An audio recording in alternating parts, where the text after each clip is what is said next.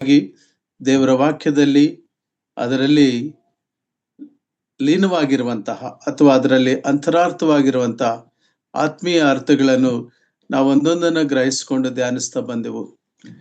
ಲವೋದಿಕೀಯ ಸಭೆಯವರೆಗೂ ನಾವು ಬಂದೆವು. ಲವ ಎಂಬುದಾಗಿ ಹೇಳಿದರೆ ಪ್ರಜೆ ಎಂಬುದಾಗಿ, ಲವೋದಿಕೀಯ ಎಂಬುದಾಗಿ ಡೀಶಿಯ ಎಂಬುದಾಗಿ ಗ್ರೀಕು ಭಾಷೆಯಲ್ಲಿ ಹೇಳುವುದಾದರೆ ಜನಾಭಿಪ್ರಾಯ, ಜನರ ಮನ್ನಣೆ, ಜನರ ಸಂಸ್ಕೃತಿ ಅಥವಾ ಜನರ ಅಭಿಪ್ರಾಯದ ಪ್ರಕಾರವಾಗಿ ಆಳಲ್ಪಡುವಂತಹ ಒಂದು ಪಟ್ಟಣ ಎಂಬುದಾಗಿ ಲವೋದಿಕೀಯ ಸಭೆಯನ್ನು, ಲವೋದಿಕೀಯ ಪಟ್ಟಣವನ್ನು ಕುರಿತು ನಾವು ತಿಳಿದುಕೊಳ್ತಾ ಬಂದೆವು. ಆ ಲವೋದಿಕೀಯ ಪಟ್ಟಣದಲ್ಲಿ ಇರುವಂತಹ ಸ್ಥಿತಿಯನ್ನ ಕರ್ತನಾದ ಯೇಸು ಕ್ರಿಸ್ತನು ಅದನ್ನು ಹೇಳುವಾಗ ಬಹಳ ಗಂಭೀರವಾದ ಪದಗಳಿಂದ ತಿಳಿಸುವುದನ್ನು ನಾವು ಕಾಣ್ತೇವೆ. ಆಸ್ಪತ್ರೆಗಳಲ್ಲಾಗ್ಲಿ ಅಥವಾ ಈ ಡಯಾಗ್ನೋಸ್ಟಿಕ್ ಸೆಂಟರ್ಸ್ನಲ್ಲಾಗ್ಲಿ ಒಳಗಡೆ ದೇಹದಲ್ಲಿ ಹೇಗಿದೆ ಅಂತ ಒಂದು ಎಕ್ಸ್ರೇ ಮೂಲಕನೋ ಅಥವಾ ಒಂದು ಸ್ಕ್ಯಾನಿಂಗ್ ಮೂಲಕ ತಿಳ್ಕೊಳ್ತಾರೆ. ಹೊರಗೆ ಇರುವ ಗಾಯಗಳು ಹೊರಗೆ ಕಾಣ್ತವೆ, ಆದರೆ ಒಳಗಡೆ ಏನಾದರೂ ಇದೆ ಎಂಬುದನ್ನು ಕಂಡುಕೊಳ್ಳುವುದಕ್ಕೆ ಸ್ಕ್ಯಾನಿಂಗ್ ಅಥವಾ ಎಕ್ಸ್ರೇ ಮಾಡುವಾಗ ಹೇಗೆ ಗೊತ್ತಾಗುತ್ತೋ ಹಾಗೆ ಕರ್ತನಾದ ಯೇಸು ಕ್ರಿಸ್ತನು ಲವೋದಿಕೀಯ ಸಭೆಯನ್ನು ಒಂದು ಸ್ಕ್ಯಾನಿಂಗ್ ಪರೀಕ್ಷೆಗೆ ಒಳಪಡಿಸಿದವರಂತೆ ಅವರಲ್ಲಿ ಏನೇನು ವಿಷಯಗಳಲ್ಲಿ ಅವರು ಹೆಚ್ಚಳ ಪಡುವಂಥವರಾಗಿದ್ದರೋ, ಯಾವ ಯಾವ ವಿಷಯಗಳಲ್ಲಿ ಅವರು ಶ್ರೇಷ್ಠರು ಎಂಬುದಾಗಿ ಭಾವಿಸಿಕೊಳ್ಳುತ್ತಿದ್ದರೋ, ಸಂಪನ್ನರು, ಕೊರತೆ ಇಲ್ಲದವರು, ಒಂದಲ್ಲಿಯೂ ಕೊರತೆ ಇಲ್ಲದವರು. ಆ ಭಾಷೆ ಎಷ್ಟು ಸ್ಪಷ್ಟವಾಗಿ ಆ ಲವೋದಿಕೀಯ ಸಭೆಯವರ ಹೆಮ್ಮೆಯನ್ನ, ಅವರಲ್ಲಿರ್ತಕ್ಕಂಥ ಆ ಒಂದು ಏನು ಸ್ವಭಾವವನ್ನ ತಿಳಿಸುವಂತ ಮಾತುಗಳು ನಾವು ಕಾಣ್ತೇವೆ ಪ್ರಿಯರೇ. ಹಾಗಾಗಿ ಆದರೆ ದೇವರಾತ್ಮನು ಅವರಿಗೆ ತಿಳಿಸುವಂತ ಸಂಗತಿ ಏನಂದ್ರೆ, ನೀನು ದೌರ್ಭಾಗ್ಯ ಸ್ಥಿತಿಯುಳ್ಳವನು, ದುರವಸ್ಥೆಯಲ್ಲಿದ್ದಂಥವನು.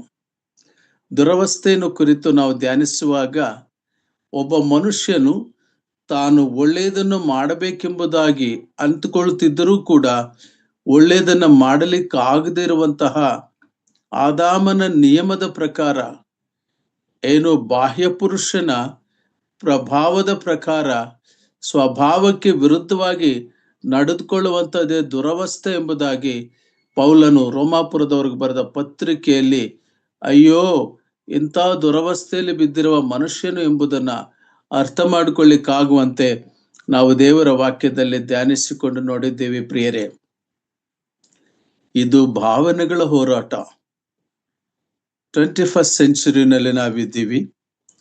ಟೆಕ್ನಾಲಜಿಕಲ್ ವರ್ಲ್ಡ್, ಟೆಕ್ನಾಲಜಿ ಇವತ್ತು ನಮ್ಮನ್ನು ಆಳ್ತಾ ಇದೆ. ಇದರಲ್ಲಿ ನಮ್ಮ ಅಂತರಂಗ ದೇವರ ದೃಷ್ಟಿಯಲ್ಲಿ ಬಹಿರಂಗವಾದಾಗ ನಮ್ಮ ಅಂತರಂಗದಲ್ಲಿರ್ತಕ್ಕಂಥ ಆ ಭಕ್ತಿ ಅಥವಾ ಕರ್ತನ ಚಿತ್ತವನ್ನ ನೆರವೇರಿಸ್ತಕ್ಕಂಥ ಆ ಒಂದು ಕೂಗು ಅಥವಾ ಒಂದು ವೇದನೆ, ಆ ಮನಸ್ಸಾಕ್ಷಿಯ ಬಲ ನಾವು ವಾಕ್ಯದ ಮೂಲಕವಾಗಿ ಹೊಂದಿಕೊಳ್ತೇವೆ. ಕರ್ತನಲ್ಲಿ ಪ್ರಿಯರೇ, ದೌರ್ಭಾಗ್ಯ ಸ್ಥಿತಿ ಎಂಬುದಾಗಿ ಹೇಳುವಾಗ ನಾವು ಹಳೆ ಒಡಂಬಡಿಕೆಯಲ್ಲಿ ಮೊದಲ ಪೂರ್ವಕಾಲ ವೃತ್ತಾಂತದಲ್ಲಿ ನಾವು ಧ್ಯಾನಿಸ್ತಾ ಬಂದೆವು.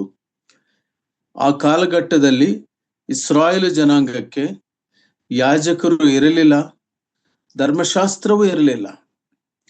ಅಂದರೆ ಅವರಿಗೆ ಬೋಧಿಸುವ ಬೋಧಕರು ಇಲ್ಲ, ಯಾಜಕ ವರ್ಗದವರು ಇಲ್ಲ, ಧರ್ಮಶಾಸ್ತ್ರವೂ ಇಲ್ಲದೆ ಇರುವಂತಹದ್ದು ಅದೊಂದು ದೌರ್ಭಾಗ್ಯ ಸ್ಥಿತಿ, ಅದು ಸೌಭಾಗ್ಯ ಸ್ಥಿತಿ ಅಲ್ಲ.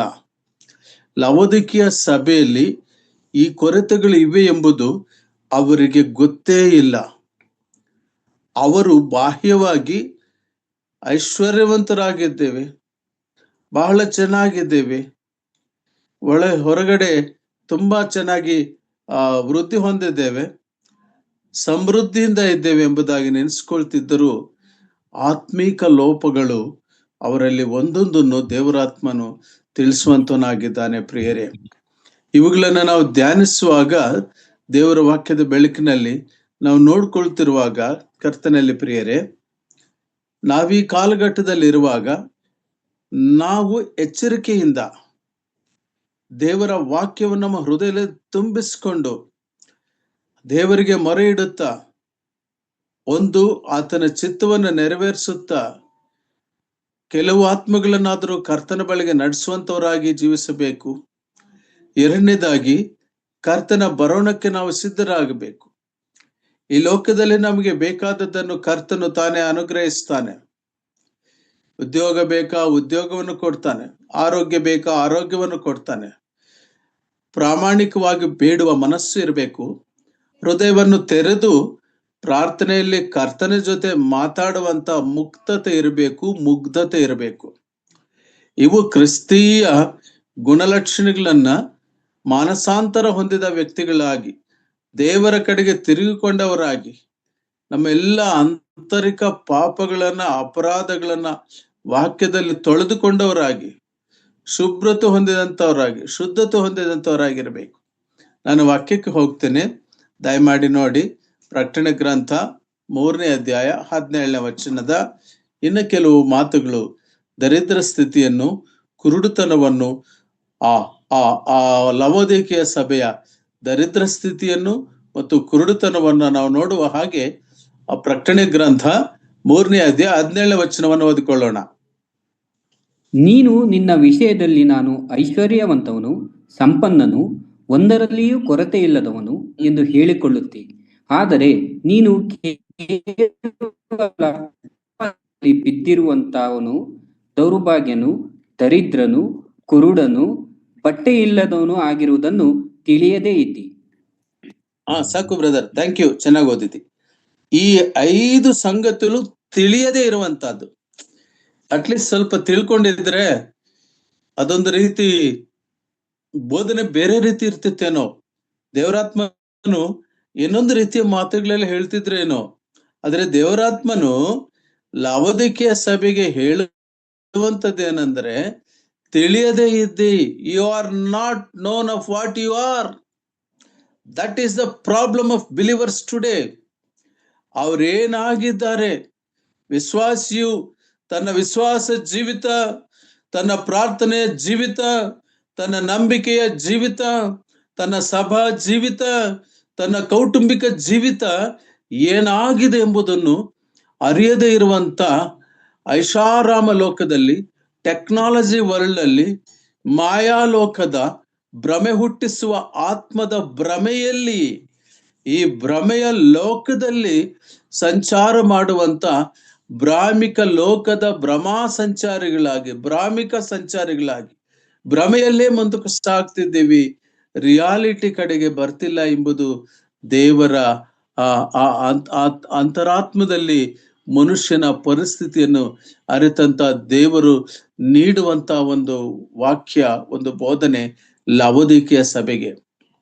ಇದರ ಅರ್ಥ, ಮನುಷ್ಯ ತನ್ನನ್ನು ತಾನು ಹೆಚ್ಚಾಗಿ ಇಂಟ್ರಾಸ್ಪೆಕ್ಟ್ ಮಾಡ್ಕೊಂಡು ಅರ್ಥಕೊಳ್ಳುವಂತವನ್ನ ಆಗ್ಬೇಕು. ಡೀಪರ್ ಅಂಡ್ ಡೀಪರ್, ಎದೆಯ ಆಳದಲ್ಲಿ ವಾಕ್ಯವನ್ನ ತುಂಬಿಕೊಂಡಿರುವಂತವರಾಗಿ ಪರಿಶೀಲಿಸಬೇಕು. ಇದರ ಅರ್ಥ ಲವೋದಿಕೀಯ ಸಭೆಯಲ್ಲಿ ಎಲ್ಲರೂ ಹಾಗಿದ್ದಾರೆ ಎಂಬುದಾಗಿ ಅಲ್ಲ, ಲವೋದಿಕೀಯ ಪಟ್ಟಣದಲ್ಲಿ ಎಲ್ಲರೂ ಹಾಗಿದ್ದಾರೆ ಎಂಬುದಾಗಿ ಅಲ್ಲ. ಆದರೆ ಈ ಮಾತುಗಳು ನಮಗೆ ಒಂದು ಆತ್ಮೀಕ ಉಜ್ಜೀವನವನ್ನ ಉಂಟು ಮಾಡುವಂತವಾಗಿವೆ.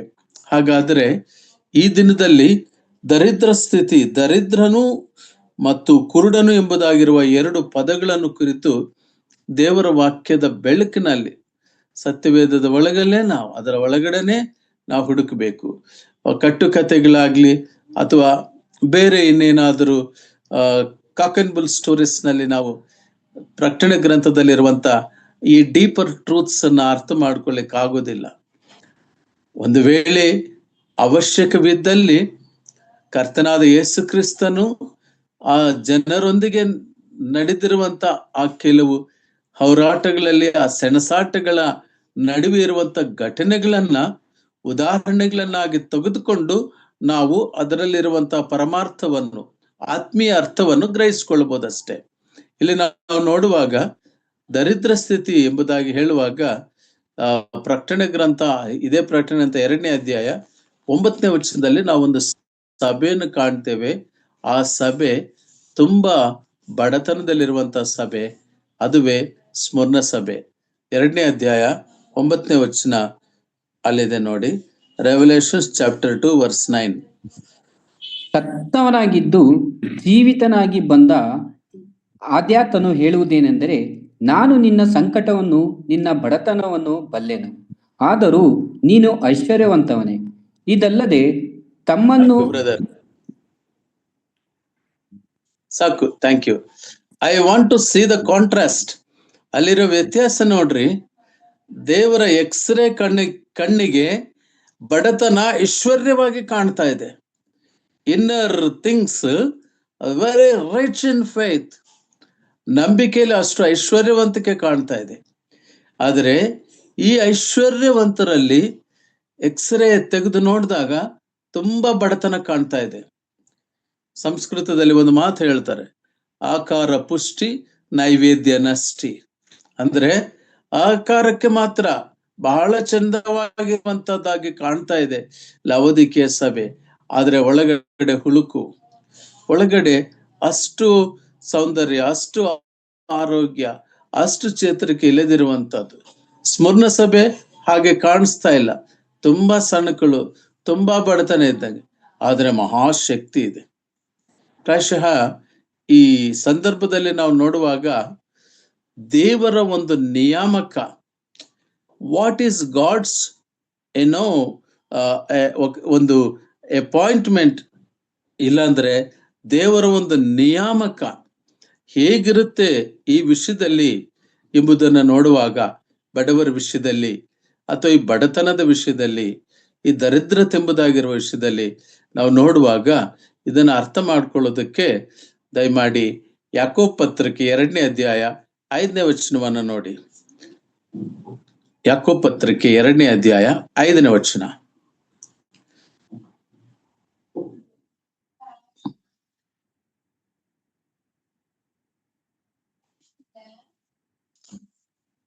ನನ್ನ ಪ್ರಿಯ ಸಹೋದರರೇ, ಕೇಳಿರಿ.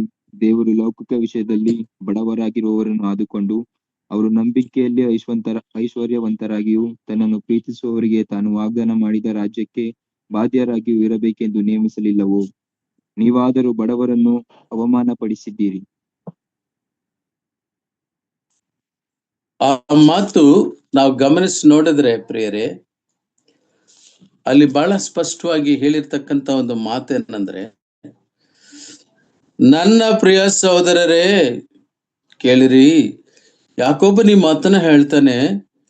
ಆತನು ಬರೆಯುವಾಗ ಒಂದು ವಿಶಿಷ್ಟ ಕಾರಣವಾಗಿ ತನ್ನ ಪತ್ರವನ್ನು ಬರೀತಾನೆ. ಇಲ್ಲಿ ಬರೆಯುವಂತ ಸಂದರ್ಭದಲ್ಲಿ ಆತನು ಕ್ರಿಯೆಗಳು, ನಂಬಿಕೆ ಎರಡನ್ನು ಜೋಡಣೆ ಮಾಡಿ ಹೇಳುವಂತ ಈ ಅಧ್ಯಾಯ ಇದು.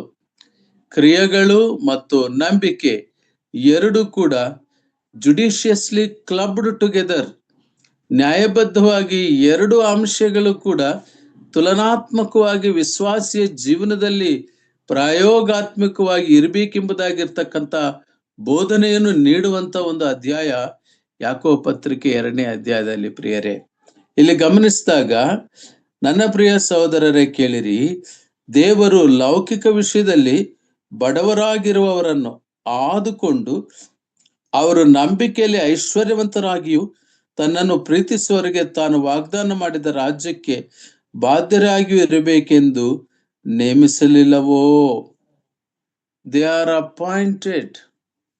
ಅವರ ನೇಮಕ ಬಡತನದಲ್ಲಿದ್ದಾಗ್ಯೂ ಅವರು ಕರ್ತನ ರಾಜ್ಯಕ್ಕೆ ಬಾಧ್ಯಸ್ಥರು ಕರ್ತನಲ್ಲಿ. ಪ್ರಿಯರೇ, ಹಾಗಾಗಿ ಆ ಬಡತನದ ಆ ವಿಶ್ವಾಸಿಯನ್ನು, ಲೋಕದಲ್ಲಿ ಬಡತನದ ಬಡ ಜನರಿದ್ದಾರೆ, ಆದರೆ ಅದು ಬೇರೆ ಪ್ರಶ್ನೆ.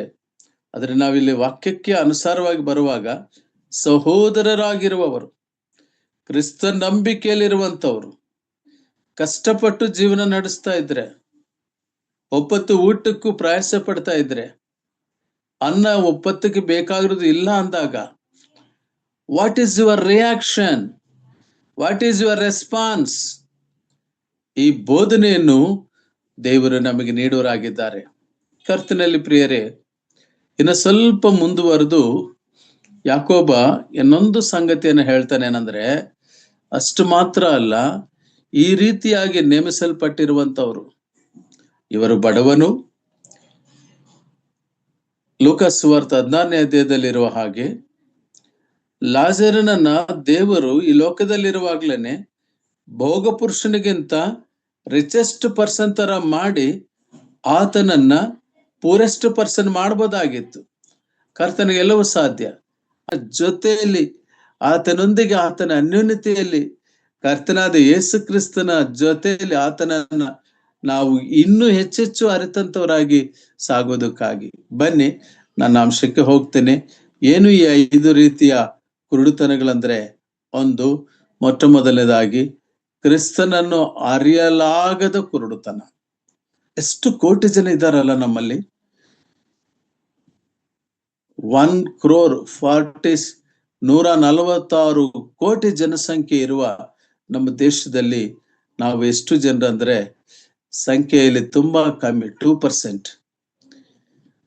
ಪ್ರಾಯಶಃ ಗೊತ್ತಿಲ್ಲ, ದೇವರ ಲೆಕ್ಕಾಚಾರದಲ್ಲಿ, ದೇವರ ಕಾನೇಶುಮಾರಿಯಲ್ಲಿ ಎಷ್ಟು ಜನ ಇದ್ದಾರೋ ರಹಸ್ಯ ವಿಶ್ವಾಸಿಗಳು ಕೂಡ ಲೆಕ್ಕಗೆ ಸೇರಿಸಿಕೊಂಡಿದ್ದಾಗ. ಕರ್ತನಲ್ಲಿ ಪ್ರಿಯ ದೈವ ಜನರೇ, ನಾವು ಒಂದು ಸಂಗತಿಯನ್ನ ನಾವು ನೆನೆಸ್ತೇವೆ, ಆ ಕ್ರಿಸ್ತನನ್ನ ಅರಿಯಲಾಗದೇ ಇರುವ ಕುರುಡುತನ. ಅರಿಯದೇ ಇರೋದು ಒಂದು ಸ್ಥಿತಿ, ಅರಿಯಲಿಕ್ಕೆ ಆಗಲ್ಲ, ಅರಿಬಾರದು ಅಂತ ಒಂದು ಧಾರ್ಮಿಕ ಲೇಪನ ಮಧ್ಯೆ ಬರ್ತದೆ.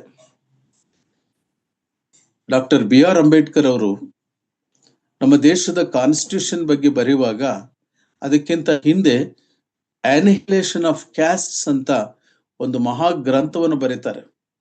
ಆ ಗ್ರಂಥವನ್ನು ಬರೆಯುವಾಗ, in order to frame the constitution of a country, the social structure of the country has to be taken into consideration ಅಂತಕ್ಕಂಥ ಒಂದು ಮಹತ್ತರವಾದ ಮಾತನ್ನ ಹೇಳ್ತಾರೆ. ಒಂದು ರಾಜ್ಯಾಂಗ ಸಂವಿಧಾನವನ್ನು ಸಿದ್ಧ ಮಾಡಬೇಕಾದ್ರೆ ಆ ರಾಜ್ಯಾಂಗ ಸಂವಿಧಾನಕ್ಕೆ ಸಿದ್ಧತೆ ಮಾಡೋದಕ್ಕೆ ಮುಂಚೆ ಆ ದೇಶದ ಸಾಮಾಜಿಕ ನೆಲಕಟ್ಟಿನ ಬಗ್ಗೆ ಒಂದು ಸಂಪೂರ್ಣ ಮಾಹಿತಿಯನ್ನು ತಗೋಬೇಕು ಅಂತ ಹೇಳ್ತಾ ಅದರಲ್ಲಿ ಹೇಳ್ತಾರೆ, there is class system in western society. ಪಾಶ್ಚಿಮಾತ್ಯ ದೇಶದಲ್ಲಿ ವರ್ಗ ವ್ಯವಸ್ಥೆ ಇದೆ. In India, in our country, there is caste system. Class system ಬೇರೆ, ಕ್ಯಾಸ್ಟ್ ಸಿಸ್ಟಮ್ ಬೇರೆ ಅನ್ನೋದನ್ನ ಹೇಳುತ್ತಾ ಅವ್ರು ಹೇಳುವಂತ ಒಂದು ಸಂಗತಿ ಏನಂತ ಹೇಳಿದ್ರೆ, ಮನುಷ್ಯನನ್ನ ಗುರುತಿಸ್ಲಿಕ್ಕೆ ಆಗದೆ ಇರತಕ್ಕಂತ ಒಂದು ಸ್ಥಿತಿನಲ್ಲಿರುವಂತ ಸಾಮಾಜಿಕ ಸ್ಥಿತಿ ಇಲ್ಲಿರುವುದರಿಂದ all are to be equal. ಕರ್ತನಲ್ಲಿ ಪ್ರಿಯ ದೈವಜನರೇ, ರಿಲಿಜಿಯಸ್ಲಿ ಇಂಡಾಕ್ಟ್ರಿನೇಟೆಡ್ ಕೆಲವು ಸಂಗತಿಗಳು ಧಾರ್ಮಿಕವಾಗಿ ಅವರಲ್ಲಿ ಇಂಜೆಕ್ಟ್ ಆಗಿವೆ, ಇಂಡಾಕ್ಟ್ರಿನೇಟ್ ಆಗಿವೆ. ಆ ಕಾರಣದಿಂದ ವ್ಯತ್ಯಾಸಗಳು ಉಂಟಾಗಿ ಬೇರೆ ಬೇರೆ ಮಾಡಿ ಅನೇಕ ರೀತಿಯ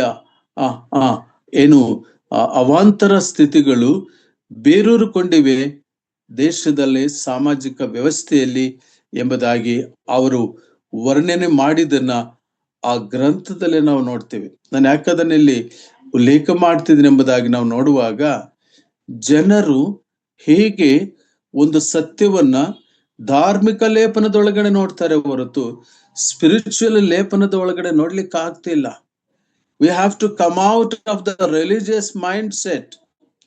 ಕರ್ತನಾದ ಯೇಸು ಕ್ರಿಸ್ತನು ಧಾರ್ಮಿಕ ವ್ಯವಸ್ಥೆಯನ್ನು ಮಾಡಲಿಲ್ಲ. ಆತನೊಂದು ಒಂದು ಬ್ಯಾಸಿಲಿಕಾ ಅಥವಾ ಒಂದು ಮಠ ಸ್ಥಾಪನೆ ಮಾಡಲಿಲ್ಲ. ಆದರೆ ಈ ಲೋಕ ಸಂಬಂಧವಾದ ದೇವತೆ ಒಂದು ಕುರುಡುತನವನ್ನು ಉಂಟು ಮಾಡಿದೆ. ದಟ್ ಈಸ್ ದ ಸುವಾರ್ತೆ ಪ್ರಕಾಶಮಾನವು ಅವರ ಕಣ್ಣಿಗೆ ಅಂಟದಂತಿರುವಂತ ಒಂದು ಕುರುಡುತನ. ನಾನು ಸ್ಥೂಲವಾಗಿ ಹೇಳ್ತಾ ಹೋಗ್ತೇನೆ. ಈ ಕುರುಡುತನದ ಕುರಿತು ಮತ್ತೊಂದು ದಿನದ ಅಧ್ಯಯನವನ್ನು ಮಾಡಬೇಕಾಗ್ತದೆ. ಇನ್ನು ಎರಡನೇದಾಗಿ ಬಂದಾಗ ಆ ಕುರುಡುತನದ ಜೀವನ ಎಂತದಂದ್ರೆ ಕಪಟತನವೆಂಬ ಕುರುಡುತನ, ಹಿಪೋಕ್ರಸಿ. ಕರ್ತನಾದ ಯೇಸು ಕ್ರಿಸ್ತನ ಹೇಳ್ತಾನೆ, ಅಯ್ಯೋ ಕಪಟಿಗಳಾದ ಶಾಸ್ತ್ರಿಗಳೇ, ಅಯ್ಯೋ ಕಪಟಿಗಳಾದ ಫರಿಸಾಯರೇ, ಪಂಚಬಟ್ಟಲ ಪಾತ್ರೆಯನ್ನು ನೀವು ಹೊರಗಡೆ ಶುಚಿ ಮಾಡ್ತೀರಿ, ಆದ್ರೆ ಒಳಗಡೆ ನೀವು ಶುಚಿ ಮಾಡುವುದೇ ಇಲ್ಲ. ಪ್ರಿಯ ದೈವಜನರೇ, ನನ್ನ ಸಮಯ ಮುಕ್ತಾಯ ಆಗ್ತಾ ಇದೆ. ಲವೋದಿಕೀಯ ಸಭೆಯ ಕುರುಡುತನವನ್ನ ಧ್ಯಾನಿಸ್ಲಿಕ್ಕೆ ಹೋಗುವಾಗ ಈ 5 ರೀತಿಯ ಕುರುಡುತನಗಳೂ ಕೂಡ ಸೇರಿಕೊಂಡಿರೋದರಿಂದ ಆ ಸಭೆಗೆ ಕ್ರಿಸ್ತನ ದರ್ಶನ, ಕ್ರಿಸ್ತನ ಒಂದು ಪ್ರತ್ಯಕ್ಷತೆ, ಕರ್ತನಾದ ಯೇಸು ಕ್ರಿಸ್ತನ ಶಿಲುಬೆಯ ಮಹತ್ವ ಅರ್ಥ ಆಗ್ತಾ ಇಲ್ಲ ಅವರಿಗೆ. ಜೀವನ ಸರಿ ಇಲ್ಲದ ಕುರುಡುತನ, ಅವರ ಬದುಕು ಸರಿ ಇಲ್ಲದಿರೋದರಿಂದ ನನ್ನ ಹಾಗೆ ಎಲ್ಲರೂ ಅಂತ ಅಂದುಕೊಳ್ಳುವಂತವರಾಗಿದ್ದಾರೆ. ಆ ಕಾರಣಕ್ಕಾಗಿಯೂ ಕೂಡ ಸತ್ಯದ ಪರಿಜ್ಞಾನವಾಗಲಿ, ಸತ್ಯದ ಗ್ರಹಿಕೆ ಆಗಲಿ ಜನರಿಗೆ ಉಂಟಾಗುವುದಿಲ್ಲ. ವಚನಗಳನ್ನು ನಾನು ನಂತರ ತೋರಿಸ್ತೇನೆ ಮುಂದಿನ ಸಂದೇಶದಲ್ಲಿ. ಆದರೆ ನೆನಪು ಮಾಡಿ ಇಟ್ಟುಕೊಂಡಿರೋಣ, ಹೇಗೆ ಕರ್ತನಾಂತ ಯೇಸು ಕ್ರಿಸ್ತನು ಪತ್ಮೋಸದಲ್ಲಿರುವಂತ ಯೋಹಾನನಿಗೆ ಹೇಳುತ್ತಾ ಯಾವ ರೀತಿಯ ಒಂದು ಕುರುಡುತನ ಜನರನ್ನ ಆಳ್ತಾ ಇದೆ. The blindness is ruling us. ಏನು ಈ ಬ್ಲೈಂಡ್ನೆಸ್ ಎಂಬುದಾಗಿ ಹೇಳುವಾಗ ಎರಡನ್ನು ತಿಳ್ಕೊ. ಮೂರನೇದು ಜೀವನ ಸರಿ ಇಲ್ಲದಂತ ಇರುವಂತ ಕುರುಡುತನ. 4ನೇ ವಿಷಯಕ್ಕೆ ಬಂದಾಗ ಪ್ರೀತಿಯೇ ಇಲ್ಲ. ವಾಕ್ಯವು ಗೊತ್ತು, ವಿಶ್ವಾಸ ಜೀವನ ಗೊತ್ತು, ಆದ್ರೆ ಅದನ್ನ ಯಾವ ರೀತಿ ಅಂತ ಹೇಳಿದ್ರೆ ಸ್ವಾಮಿ ಹೇಳಿರುವುದಕ್ಕೆ ವಿರುದ್ಧವಾಗಿ, ನನಗೆ ಯಜ್ಞವು ಬೇಡ, ಕರುಣೆಯೇ ಬೇಕು ಎಂಬುದಾಗಿ ದೇವರು ಹೇಳಿದನು. ಈ ಮಾತನ್ನ ನಾವು ಹೋಶೆಯ ಗ್ರಂಥದಲ್ಲಿ ಕಾಣ್ತೀವಿ ಅಲ್ಲಿ ಕೂಡ. ಆದರೆ ಇವರು ಅದಲ್ಲ, ಇವರಿಗೆ ಯಜ್ಞವು ಬೇಕು, ಯಜ್ಞಗಳನ್ನ ಅರ್ಪಿಸೋಣ ಅಂದ್ರೆ ಒಂದು ರಿಲಿಜಿಯಸ್ ಮೈಂಡ್ ಸೆಟ್ ನಲ್ಲಿ, ಧಾರ್ಮಿಕ ವಿಧಿಗಳಲ್ಲಿ, ಆ ವಿಧಾನಗಳಲ್ಲಿ ಮುಂದಕ್ಕೆ ಹೋಗ್ಬೇಕೆಂಬುದಾಗಿರುವಂತ ಯೋಚನೆಯಲ್ಲಿ ಇರುವಂತವ್ರು. 5ನೇದಾಗಿ ಬಂದಾಗ ಕುರುಡುತನವನ್ನ ಗುರುತಿಸದೇ ಇರುವ ಕುರುಡುತನ.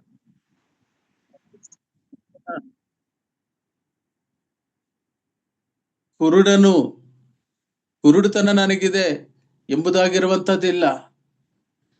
ಕುರುಡುತನವನ್ನಾಗಾದರೂ ಆ ಅನರ್ಹತೆಯನ್ನಾದರೂ ದೃಷ್ಟಿಸ್ಕೋಬೇಕು, ಆದ್ರೆ ಅದಿಲ್ಲ. ನನ್ನ ಕಣ್ಣು ಚೆನ್ನಾಗಿದೆ ಎಂಬುದಾಗಿ ತಿಳ್ಕೊಳ್ಳುವಂತದ್ದು. ಪ್ರಿಯರೇ, ಇದು ಎಲ್ಲವೂ ಕೂಡ ದೈಹಿಕ ಕಣ್ಣಿನ ಕುರಿತು ಅಲ್ಲ. ಅವರಿಗೆ ಬಹಳ ಚೆನ್ನಾಗಿ ಕಣ್ಣುಗಳಿವೆಯಂತೆ. ಕಾಂಟ್ರಾಸ್ಟ್, ಸತ್ಯವೇದದಲ್ಲಿ ಇರ್ತಕ್ಕಂಥ ಕಾಂಟ್ರಾಸ್ಟ್ ನೋಡಿದ್ರೆ ನಾವಲ್ಲಿ ಗಮನಿಸಿ ನೋಡ್ತೀವಿ, ಅವರಿಗೆ ತುಂಬಾ ಸುಂದರವಾದ ಕಣ್ಣುಗಳಿವೆಯಂತೆ. ಅವರು ಆ ಕಣ್ಣುಗಳನ್ನ ಅಲಂಕರಿಸಿಕೊಳ್ಳೋದಕ್ಕೆ ಪ್ರಯತ್ನ ಮಾಡುವಂತವ್ರು. ಆದ್ರೆ ದೇವರ ವಾಕ್ಯ ಹೇಳುತ್ತೆ, ನೀನು ನನ್ನ ಬಳಿಯಲ್ಲಿ ಅಂಜನವನ್ನು ಕೊಳ್ಳುಕೋ ಅಂತ. ಆದ್ರಿಂದ ಪ್ರಿಯರೇ, ಇವತ್ತಿನ ದಿನದಲ್ಲಿ ನಾವು ದರಿದ್ರವೆಂದರೆ ಐಶ್ವರ್ಯ, ಐಶ್ವರ್ಯವೆಂದರೆ ದರಿದ್ರ, ಆತ್ಮಿಕವಾಗಿರುವಂತ ಬಡತನ, ಆತ್ಮಿಕವಾಗಿ ಲೌಕಿಕವಾಗಿ ಐಶ್ವರ್ಯವಂತರಾಗಿರುವಂತವ್ರಿಗೆ ಆತ್ಮಿಕ ಬಡತನ, ಲೌಕಿಕವಾಗಿ ಬಡತನದಲ್ಲಿರುವಂತವರಿಗೆ ಆತ್ಮಿಕವಾದಂತ ಐಶ್ವರ್ಯ ಮತ್ತು ಕುರುಡುತನದ ವಿಷಯದಲ್ಲಿ ನಾವು ಧ್ಯಾನಿಸ್ತಾ ಬಂದವು. ಕರ್ತನ ಚಿತ್ತವಿದ್ರೆ ಈ ಕುರುಡುತನ ಮತ್ತು ಬಟ್ಟೆ ಇಲ್ಲದ ಸ್ಥಿತಿಯನ್ನು ನಾವು ಒಟ್ಟಾಗಿ, ಕರ್ತನ ಚಿತ್ತವಿದ್ದರೆ, ಕರ್ತನ ಬರೋಣ ತಡವಾದರೆ ಮುಂದಿನ ದಿನಗಳಲ್ಲಿ ನಾವು ಧ್ಯಾನಿಸೋಣ.